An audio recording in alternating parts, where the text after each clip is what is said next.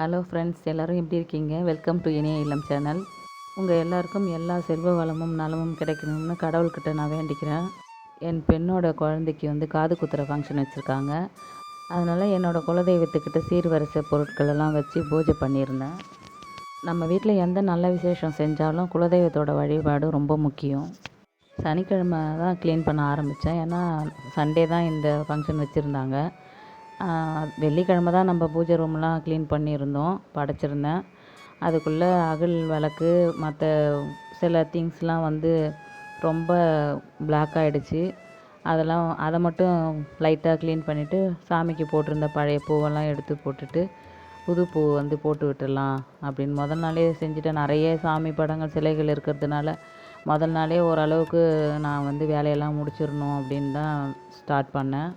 செவ்வாய்க்கிழமை முருகருக்கு நெய் தீபம் போட்டிருந்த அகல் விளக்கு, சாம்பிராணி ஏற்றுவோம் இல்லைங்களா, அந்த அகல் விளக்குங்க. நிலைவாசப்படியில் ஏற்றுறோம் இல்லைங்களா, அந்த 2 நெய் அகல் விளக்கு, மாட விளக்கு, இது எல்லாமே ரொம்ப எண்ணெயாக இருந்துச்சு. அதனால் ஒரு கிண்ணத்தில் கொதிக்கிற தண்ணியை ஊற்றி அதில் இந்த எண்ணெய் பிசுக்கு இருக்கிற அகலெல்லாம் போட்டு விம் லிக்விடு கொஞ்சமாக சேர்த்து ஊற வச்சுட்டேன். 1 ஹவர் கழித்து க்ளீன் பண்ணும்போது எண்ணெய் பிசுக்கெல்லாம் சுத்தமாக க்ளீன் ஆகிடுச்சு. ஒரு விசேஷ நாள்னாலே குத்து விளக்கு நம்ம கண்டிப்பாக 5 முகம் உள்ளதை ஏற்றணும். அதனால் குத்து விளக்கு, சாஸ்தா விளக்கு, இது 2 மட்டும் க்ளீன் பண்ணி வச்சுக்கிட்டேன். காது குத்துற ஃபங்க்ஷன் 10:30-12 டைம் சொல்லியிருந்தாங்க. நம்ம இங்கேருந்து 9 மணிக்கெலாம் கிளம்பி ஆகணும். அதனால் சீர்வரிசை பொருட்கள் எல்லாம் பூஜை ரூமில் வச்சு பிரம்ம முகூர்த்த டைம்லேயே நான் பூஜை பண்ணி முடிச்சிட்டேன். மீஷோவில் திரி ஸ்டாண்ட் ஆர்டர் போட்டிருந்தேன். 6 பீஸ் இருந்தது. அதில் சைஸ் இருக்குது, ஆனால் எனக்கு சைஸ் போடணும் அப்படின்னு எனக்கு தோணவே இல்லை. நார்மலாக எப்பயும் போல் ஆர்டர் போட்டு விட்டுருந்தேன். நல்லா வெயிட்டாக ஸ்ட்ராங்காகவே இருந்துச்சு. பியூர் பித்தளை தான். ரேட் 168 ரூபா. மாதத்தில் ஒரு முறை அகண்ட விளக்கு நான் ஏற்றுவேன். அது தீபம் எரியிற வரைக்கும் எரியட்டும் அப்படின்ட்டு. ஆனால் நடுவில் பயந்துக்கிட்டு திரி ஃபுல்லாக எரிஞ்சு விளக்கு கருப்பாயிடுமோ அப்படின்ற பயத்திலே செக் பண்ணிக்கிட்டே இருப்பேன். அதனால தான் இந்த ஸ்டாண்டு நான் ஆர்டர் போட்டிருந்தேன். இப்போ எனக்கு அந்த பயம்லாம் இருக்காது. எண்ணெய் இல்லைனாலும் தானாக அணைஞ்சிரும். அது பரவாயில்ல, தானாக அணையலாம், தப்பு கிடையாது. ஆனால் அந்த திரி ஃபுல்லாக எரிஞ்சிட்டு போய் ஆஃப் ஆகாமல் பார்த்துக்கோங்க.